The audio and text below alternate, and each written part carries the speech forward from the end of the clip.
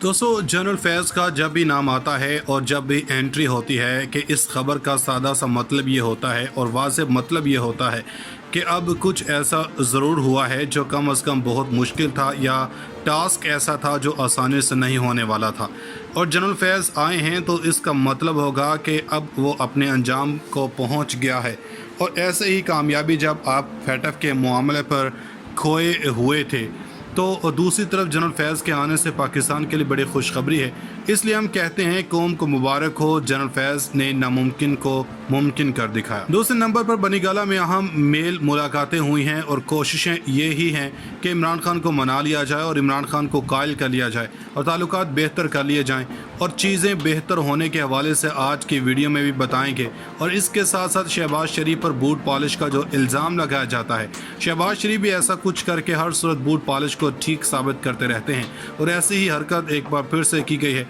जिसमें boot polish वाज़ेह नजर आती है। तीसरे नंबर पर डॉक्टर आमिर लियाकत की कब्र कुशाई का हुक्म दे दिया गया, जिसका मतलब यह है कि इनकी कब्र खोली जाएगी और इनका पोस्टमार्टम किया जाएगा।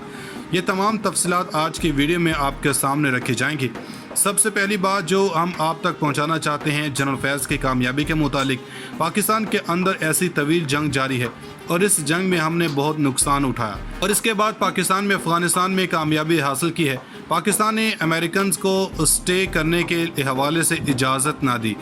और इसके बाद अमेरिकन ने कहा कि अफ़गानिस्तान से निकल गए हैं, अब हमें पाकिस्तान में अड्डे दें। इस पर पाकिस्तानियों को इसके सज़ा दी गई और इम्पोर्टेड हुकूमत को लाया गया। लेकिन जनरल फैज़ के हवाले से ख़बर यह है कि जब जनरल फैज़ हमीद ने कहा था कि इमरान खान बेहतरीन फ़र्द हैं जो अफ़गानिस्तान की सूरत हाल को जानते हैं, उसके बाद इनको पेशावर में कोर कमांडर लगा दिया गया, जिस पर जरदारी ने भी ये कहना शुरू कर दिया था कि हमने जनरल फैज़ को खुदे लाइन लगा दिया है। इसके ऊपर फ़ौज को बाकायदा बयान जारी करना पड़ा और कहना पड़ा कि पेशावर कोर बड़ी अहम है और वो अहम तरीन जनरल के हवाले की जाती है और ऐसी बात नहीं है कि किसी को नवाजने या खुदे लाइन लगाने के लिए।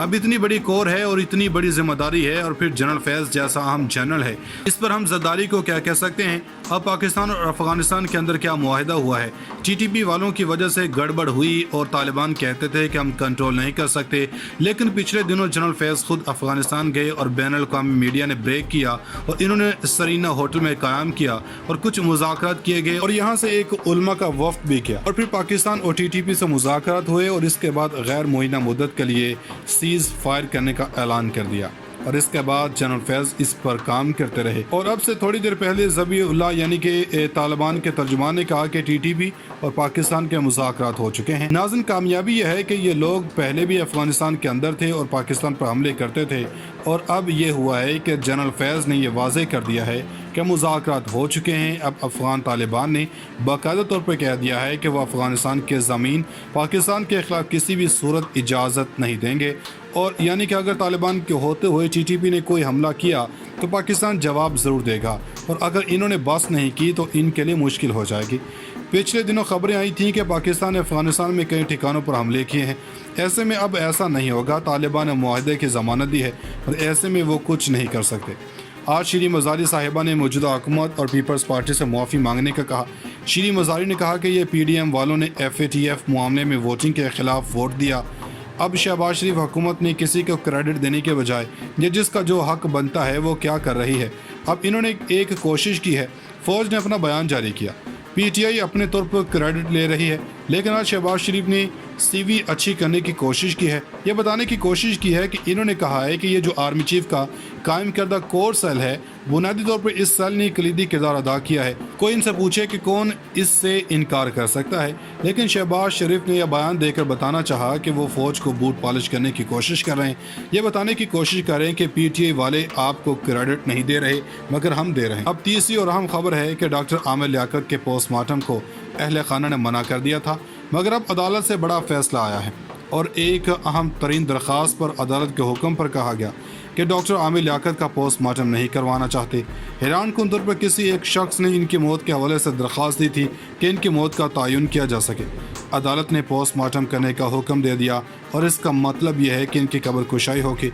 और इनकी मौत के हवाले से दीगर मामलत पड़ेंगे। अब बात यह है कि जब इनके अहले खाना नहीं चाहते तो किसी और के कहने पर क्या जाना मुनासिब नहीं होगा।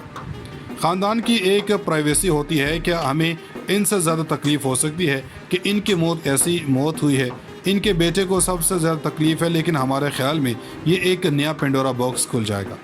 اگر کوئی اور چیز مل گئی تو یہ ہوگا کہ وہ کون تھا، کس نے ایسا کیا، یہ سکون سے رہنے دینا چاہیے تھا۔ تو دوسرے ناظرین، 19 لوٹے ضمیر فروش جنہوں نے اپنی پارٹی کے ساتھ بغاوت کی، جو بلے کے نشان پر الیکشن لڑے تھے، ان میں سے کچھ ایسے بھی ہیں جو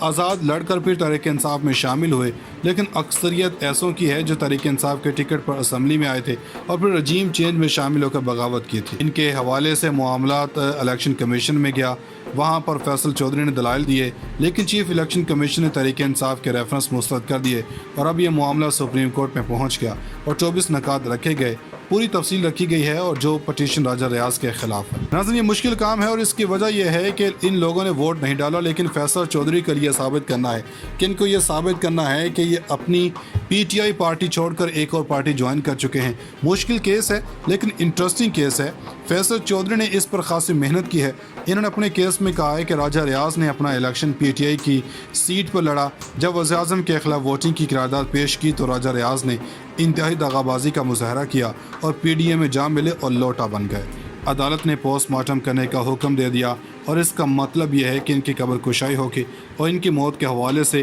دیگر معاملات پڑیں گے۔ اب بات یہ ہے کہ جب ان کے اہل خانہ نہیں چاہتے تو کسی اور کے کہنے پر کیا جانا مناسب نہیں ہوگا؟